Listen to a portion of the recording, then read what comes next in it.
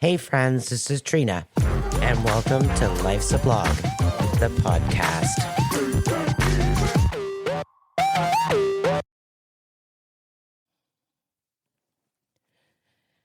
I don't know if you've ever had a moment, one of those moments where life finally starts going your way, and instead of celebrating, you almost panic. You think, wait a minute, what's going to go wrong? And I had one of those moments recently. For those of you who don't know, I own Living Local magazine located in the Waterloo region of Canada. It's been my dream, my stress, my challenge, and honestly, one of the greatest joys of my life. For the past year and a half, it has been all-consuming. Every issue felt like a gamble. Would advertisers come back? Would readers pick it up? Would I have enough money to print the next issue? Would people even notice the countless hours that go into creating something that lands on a grocery store shelf for free? I question myself constantly. And if you've ever built something from the ground up, you know exactly what I'm talking about. People see the finished product. They don't see the nights you're staring at the ceiling wondering how you're going to make payroll. They don't see the invoices, the rejection emails, the ideas that flop, the moments you wonder if you're completely crazy for believing in something everyone else said would never work. You know, print is dead. But they don't see the tears. They just see the success. And well, something happened this month. Actually, something incredible happened. I printed thousands of magazines.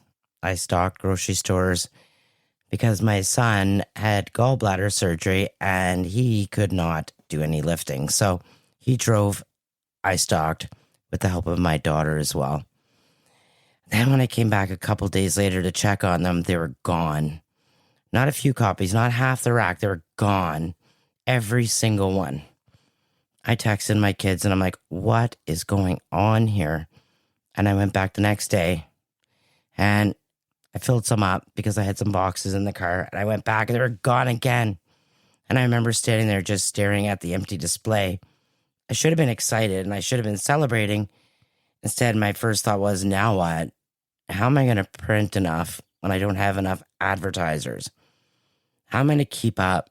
How do I solve this problem? And it kind of sounds ridiculous, doesn't it? For months, I prayed people would read the magazine. Then when they did, I just couldn't enjoy it because my brain immediately went looking for the next problem. And I realized something. Maybe I wasn't living in the present. Maybe I was still living in survival mode. Have you ever noticed that about yourself? And maybe it's not a business for you. Maybe it's your relationships. Maybe it's your finances. Maybe it's your health. Maybe things finally start settling down, and instead of taking a deep breath, your shoulders stay tense. You're scanning the horizon, still waiting for the next crisis, still wondering when life is going to pull the rug out from underneath you. And I think a lot of us live that way, especially if we've been through trauma, betrayal, especially if we lost people we love. Your body learns something. It learns that life can change in an instant, that happiness can disappear, that security isn't guaranteed. And because it loves you, because it's trying to protect you, it stays ready always. A few weeks ago, I was standing in my kitchen after another really good day for the magazine. We had new partnerships, great feedback, readers were sending messages, advertisers are starting to get excited. Everything I've been working towards seemed to be happening, and I should have slept like a baby that night. Instead, I laid awake, and I couldn't explain why. Nothing was wrong. My mind kept racing. My mind kept saying, don't get too excited. Something bad always happens. Don't get comfortable. Have you ever had those thoughts? They're so automatic that sometimes we don't even notice them. We mistake them for being realistic, for being prepared, for being responsible. But what if they're actually something else? And I feel now that they're old survival patterns. They're trying to protect us from a danger that no longer exists. There's a quote from Gabor Maté that completely changed how I think about trauma. He says, trauma is not what happens to you. Trauma is what happens inside you as a result of what happens to you. And that really, I say that often to remind myself, because I spent years thinking trauma was the events, the betrayal, the divorce, the loss, the financial stress, the grief. But Dr. Maté says trauma isn't the only event. It's what your nervous system had to do to survive the event. So think about that. If your life taught you that people you love can leave, wouldn't your heart be cautious? If life taught you that security can disappear overnight, wouldn't your mind always be looking for the next threat? And if your life taught you that every time things got good, something painful followed, wouldn't success itself start to feel uncomfortable? But that said, you're not broken. You're adapted.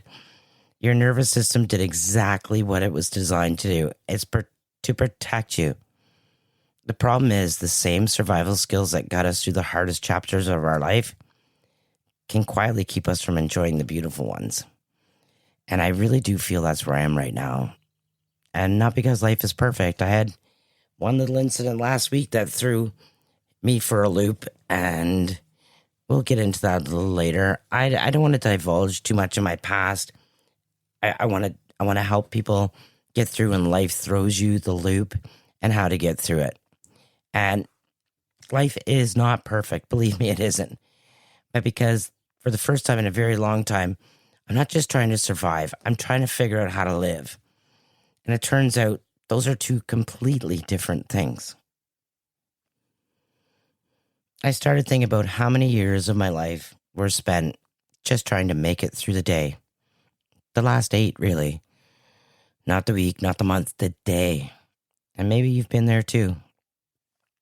When you're in survival mode, your world gets really small. You don't have the luxury of dreaming 5 years ahead. You're just hoping tomorrow isn't a worse day than today. And I remember times in my life where I couldn't even imagine feeling peaceful again. I wasn't thinking about joy. I wasn't thinking about purpose. I wasn't thinking about what I wanted my life to become. I was thinking about paying the bills, existing, keeping food on the table, holding myself together long enough that the people who depended on me didn't see me fall apart. And that's what my survival looks like. It isn't really that dramatic, to be honest with you. Sometimes it's just getting up, going to work, smiling when someone asks how you're doing, coming home, crying in the shower because it's the only place no one can hear you, then doing it all again tomorrow. In my world, people see resilience. They don't always see the cost. You know, I used to think resilience was something you earned, like a badge of honor. People would say, "You're so strong." And I just smile and say thank you. But if I'm being honest, there were times I didn't want to be strong anymore. I wanted someone else to carry the weight for a while. I wanted to stop making every decision. I wanted to stop wondering if I was enough. I wanted to stop feeling like everything rested on my shoulders. Have you ever felt like that? Where people admire your strength, but what they don't realize is you never volunteered for the job. Strength wasn't a choice. It was the only option you had, and eventually you kind of get good at doing it. Almost too good. Because once your brain learns to survive, it doesn't know when to stop. It becomes your default setting. Even when life gets better, I heard someone say once that the nervous system doesn't care if you're happy. It cares if you're familiar. And that really resonates with me because familiar isn't always healthy. Familiar is chaos sometimes. It can be uncertainty. It can be walking on eggshells and it's waiting for the phone call that everything changes. Sometimes familiar is disappointment. Sometimes familiar is the silent treatment. And when you've lived there long enough, peace can actually feel uncomfortable. I want you to think about that. How strange is it that calm can make us anxious? And I know it has for me. When things are quiet, my brain starts asking questions. Did I forget something? Is something about to happen? Why is everything so still? I think that's why so many people unknowingly create chaos. Not because they enjoy it, because it's what their nervous system recognizes. It's what feels normal. Dr. Maté talks about how our adaptations are brilliant. He doesn't call them weakness, he calls them adaptations. They're the ways that our minds and bodies figure out how to survive. Hypervigilance, boy, do I know that well. People pleasing, perfectionism, overworking, always staying busy, always taking care of everyone else before ourselves. And those aren't character flaws. Many of us, they were survival strategies, and maybe they worked. In fact, they probably did. I feel my 21 years, it absolutely did. They got us through incredibly difficult chapters, and here's the question I've been asking myself lately. Are the strategies that protected me 5 years ago still serving me today? And that was a hard question to ask because letting go of survival habits can feel like letting go of protection. It's almost like taking off a suit of armor, if you will. You know, it's heavy and exhausting, but you've worn it for so long that you can't imagine walking without it. I think that's where a lot of healing happens. Not in some huge breakthrough moment, not in one therapy session or after reading one great book. Healing happens in the tiny moments. The moments you allow yourself to rest without feeling guilty. The first time you say no without explaining yourself. And the first time you trust someone again. It's the first time you laugh so hard you forget, even for a moment, what you've been carrying. And when you realize you made it through an entire day without thinking about the person who hurt you. Those moments seem small, but they're huge. Because they're proof that your nervous system is still learning something new. It's learning that life isn't only about surviving anymore. It's learning that maybe, just maybe, you're actually safe. And I know that word safe means something different to everyone listening. And some of you, safe means being out of a toxic relationship. And for others, it means that your kids are healthy, or you're finally paying off debt, or finding a home that feels peaceful. Maybe it's something simply waking up in the morning without that knot in your stomach. Whatever safety looks like for you, don't rush past it. I invite you to sit in it and celebrate it. It's like I was a week gone from the trailer, and I was so anxious all the time because I was going from one house to another house to sleep, and it just didn't feel safe. Not saying that I wasn't safe with the people that I was with, but it just didn't feel safe. I needed to ground myself, and I couldn't. And if you're anything like me, you've spent enough years wondering if the rug was about to be pulled out from under you. Maybe this season isn't about preparing for the next storm, and maybe it's about learning to enjoy the sunshine. And I'll be honest, that's been harder than I expected. Not because I don't want peace, because I'm really still learning to trust it. You know, it's so funny. People often look at someone else's life and assume they know the whole story. They see where you are today. They don't always understand what you're willing to do to get there.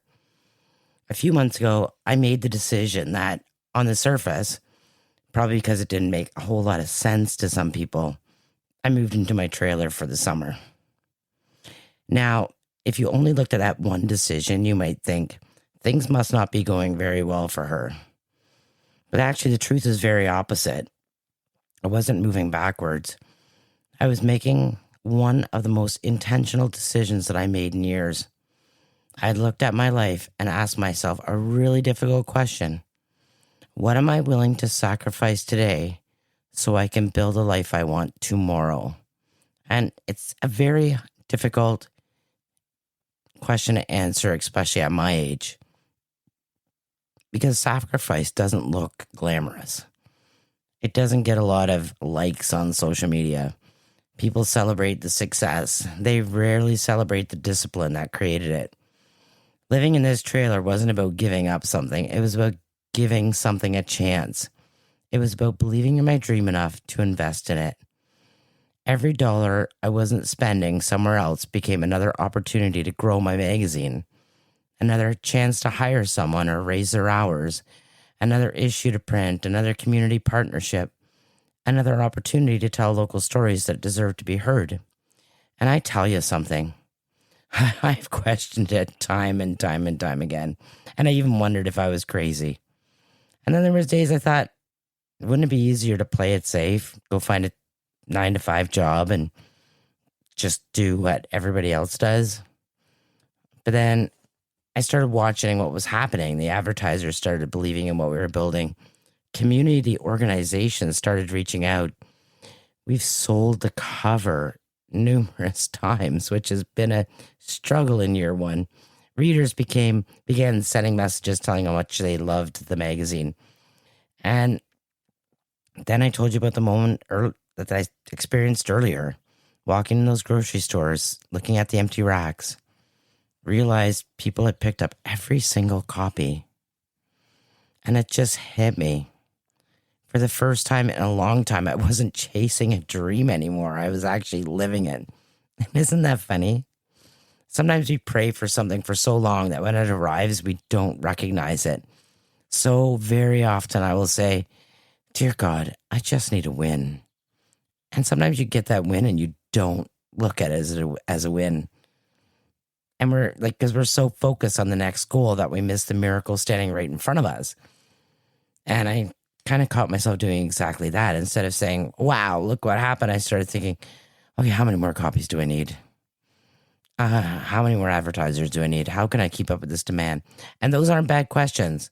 In fact, they're very good business questions. But somewhere along the way, I realized I had forgotten to celebrate.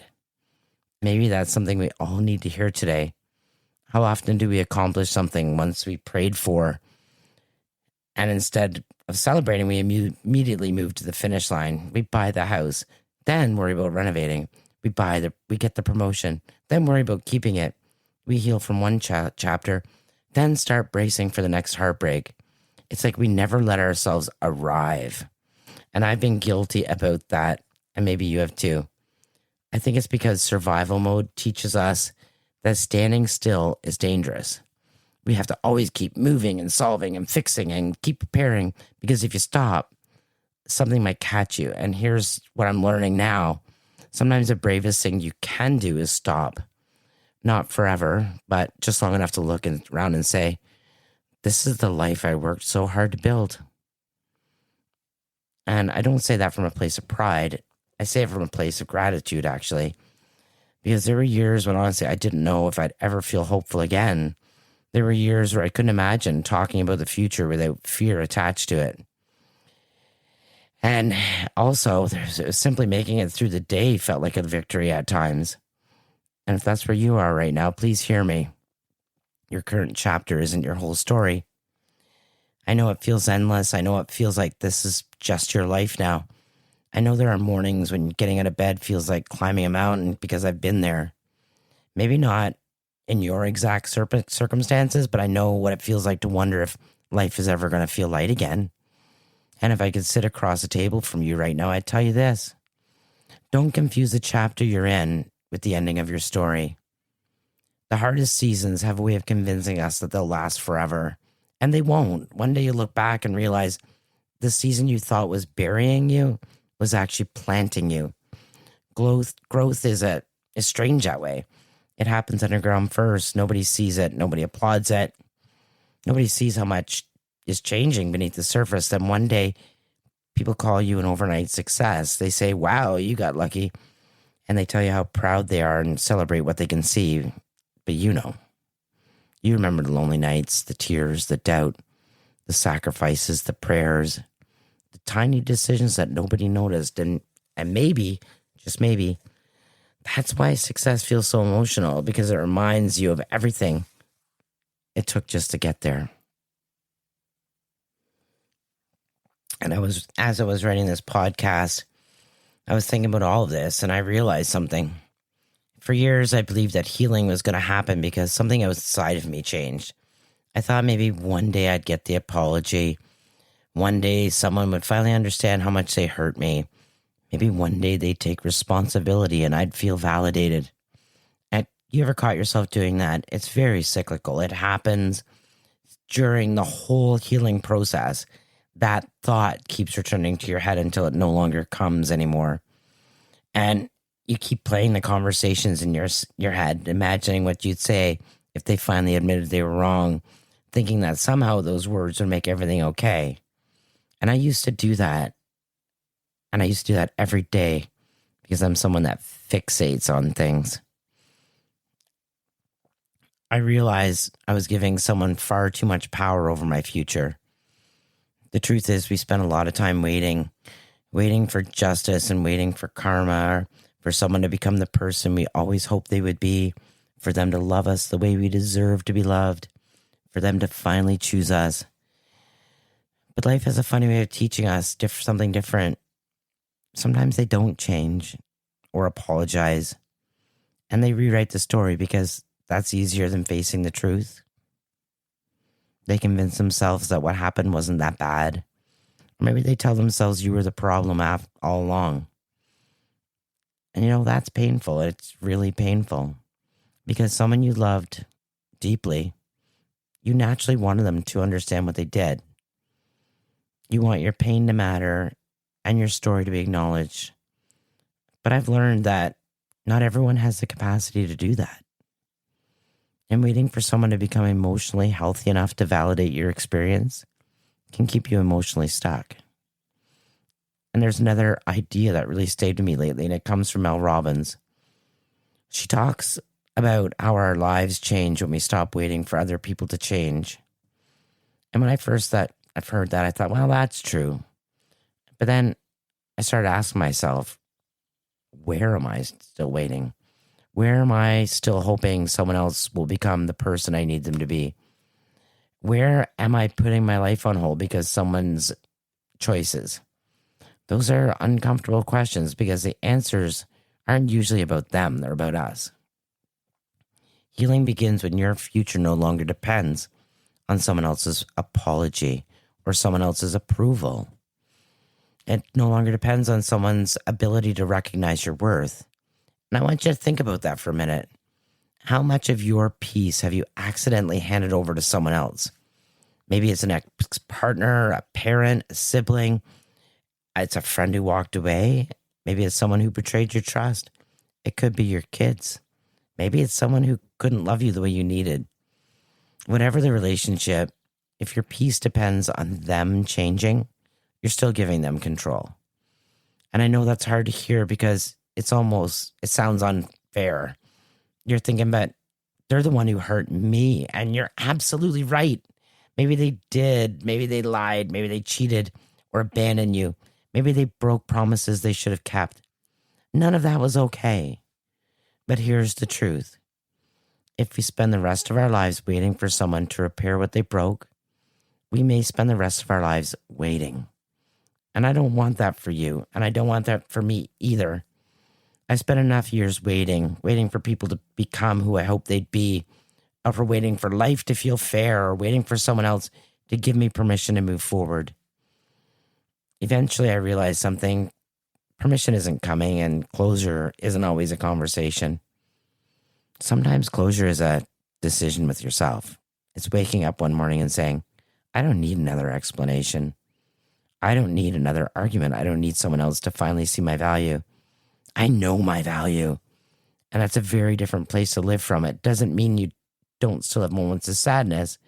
Trust me, last week I did, when I heard someone narrate a truth that no longer exists. And it didn't necessarily hurt me, but it hurt someone that I loved. And that mattered to me. And I was so upset. But thank God I have good friends that gather around me and talk to me and talk me out of it, because that's their story. It's not mine. I have videos and tapes and conversations that shows that one person was part of that other person's life. But if they don't want to acknowledge it today, that's on them. It's not up for me to go chase and say, that's not true. You can't do that. You got to let them narrate their own story. Are they good people? Probably not, because they're changing stuff.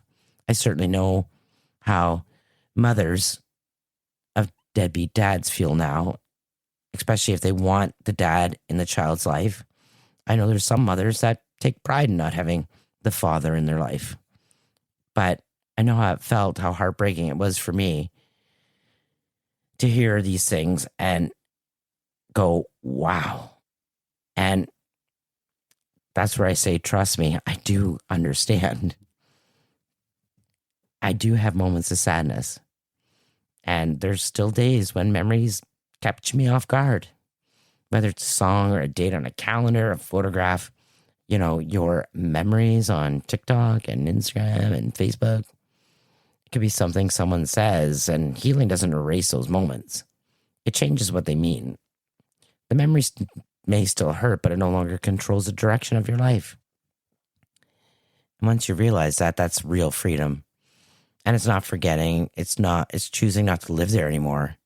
And I think that's what this season of my life has been teaching me, not just how to survive, but how to stop looking over my shoulder, how to stop expecting yesterday to steal today, and how to believe maybe, just maybe, the best years of my life aren't behind me. Maybe they're just beginning. I am sitting at the trailer and it has to be 8,000 degrees because I can't have the air conditioning on while I do this. So I apologize if I'm stumbling a little. So every week I like to connect the episode to a song because I truly believe music has a way of saying the things our hearts struggle to put into words. Today's song is The Older I Get by Alan Jackson. I've heard this song so many times over the years, but lately it so feels different. And watching his concert this weekend on TikTok has just been bringing me back to happier times, happier memories. Thinking of my father, thinking about being younger and at home and listening to Alan Jackson and Randy Travis and Charlie Pride. It just brought great memories. And then when I saw the celebrities who sang at the concert, they too felt that pride of old legends and the songs that they brought to us. And maybe that's what happens as we get older. The songs don't change like we do. One lyric says, the older I get, the more I think, you only get a minute. Better live while you're in it. And isn't that the truth? When I was younger, I thought life was endless. There would always be another opportunity, another summer, another Christmas. Another chance to say the things I wanted to say. But life has a way of reminding us that tomorrow isn't guaranteed. Losing my parents and my ex-husband changed that for me. Grief has a way of rearranging problems. It makes you realize that the things we spend so much time worrying about often aren't the things that matter the most. Nobody gets to the end of their life wishing they had answered a few more emails or spend more time worrying about what strangers thought of them. We remember people and conversations. We remember laughter around a dinner table. We remember road trips and the hugs. The ordinary Tuesdays that didn't seem special until they became memories. And those are the things that stay with us. And here another lyric says, the older I get, the fewer friends I have. When I was younger, I thought having a lot of people around meant you were successful. But now I think differently. I've learned that I'd rather have a handful of people who show up than 100 people who disappear when life gets hard. I know for a fact that my tribe that I have today will always be there for me, whether we talk once a week, once a month, even once a year. And trauma has a funny way of revealing who's really in your corner. And success does that too. Some people celebrate you. Some people tolerate you. Some people quietly cheer from the sidelines. And some people become uncomfortable when your life starts moving forward. And that's okay because you don't have to look back at those. And not everyone is meant to walk every chapter with us. I've stopped trying to convince people to stay. I've stopped chasing relationships that require me to shrink so someone else can feel comfortable. If someone wants to be a part of my life, wonderful. And if they don't, I wish them well. That doesn't mean it doesn't hurt. Of course it hurts. It means I've learned that peace is too expensive to trade for someone else's approval. And another lyric in the song says, the older I get, the better I am at knowing when to give and when to just walk away. And I love that line. Because when you're younger, you think walking away means you failed. Now I see it differently. Sometimes walking away is the healthiest decision you'll ever make. I am super responsive. And if something makes me cry, not angry, if something makes me cry, I can respond so quickly because they've brought that feeling, that emotion to surface. And I know last week it was like, I think 4 different people told me, do not respond. It took all of heaven and earth not to, but it didn't.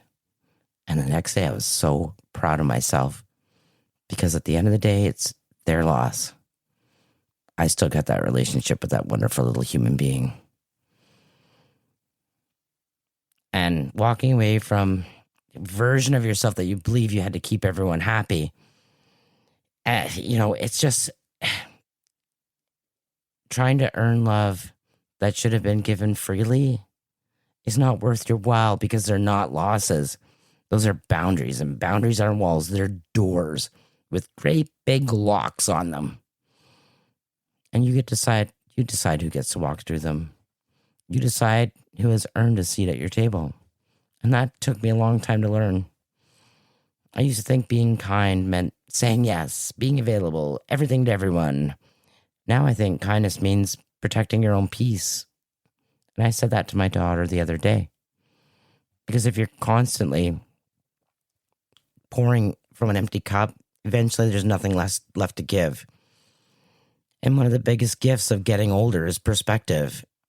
You realize life isn't a race. It's not a competition. It's not about having the biggest house or the nicest cars or the most followers on social media.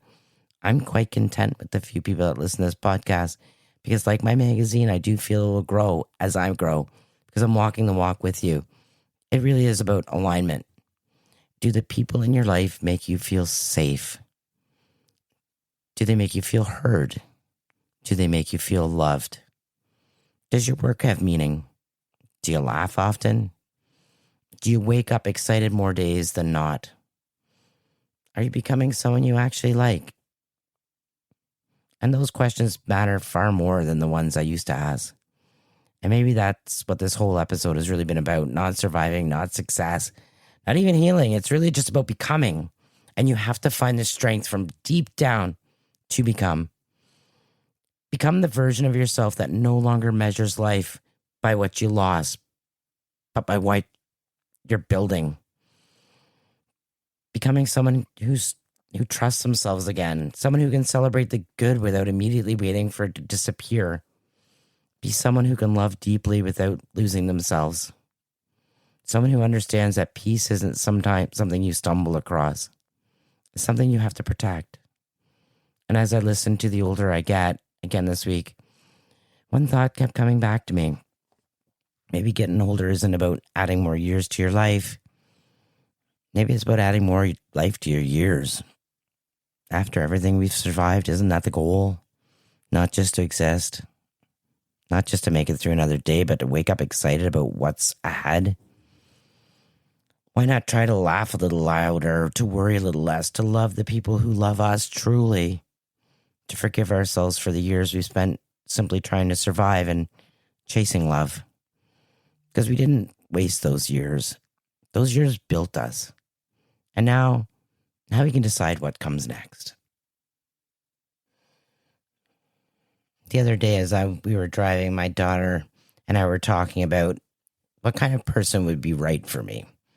She smiled and said, "Mom, I think you need someone who's the complete opposite of you."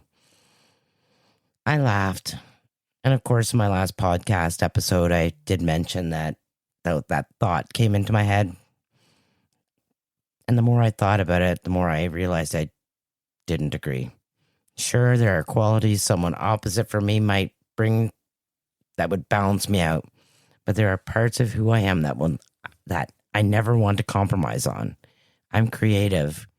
I want someone who loves creating right alongside of me. Someone who can take photos, fly a drone, paint, explore new places. And if I'm lucky, sit on the deck with the guitar and sing while the sun goes down. More than anything, I want someone who wants to build a life together, not just fit me into spaces between everything else. At this stage in my life, I don't want to be someone's occasional visit or convenient companion. I want consistency. I want someone who chooses me every day, just as I choose them. And I've realized that's really what feeling safe means now. It's not just about romance either. It's about every relationship in my life. Just today, a friend kept checking in on me until I arrived back at the trailer safely. They didn't do that because they had to. They did it because they genuinely cared. The simple act reminded me that emotional safety isn't found in grand gestures. It's found in people whose actions quietly say you matter. After everything I've been through, I think that's what I value the most. Not perfection, but presence. No more intensity. I want consistency. Not people who are held captive by yesterday. I want people who are free to fully live today and look towards brighter days ahead. And as I get ready to wrap up today, I'm going to turn the AC on and just lay on the floor beneath it because it's smoking hot and I'm really sweaty. And as well, I'll also have my phone because I'm down the rabbit hole of where exactly Taylor and Travis will get married on the 3rd. But I want to leave you with one question. And it's not because I have the answer, but because I've been asking myself the very same thing. Who are you becoming? Not who you were, not what happened to you, not what someone else called you, not what someone else did to you. Who are you becoming? Because for a long time, if someone asked me to describe myself, I probably would have started with everything I'd survived. I'm divorced. I've been betrayed. I've experienced loss. I've struggled financially. I've started over. I lost my parents. I've rebuilt. And while all those things are true, they're not the whole story. They're just chapters. Really important, painful chapters, but they're not the ending. The problem is that sometimes we become so attached to our survival story that we don't realize we've outgrown it. And I've noticed, like, during my journey, I tell these stories or point out things that happened. And it shows that even I do intend on writing a book and reenacting.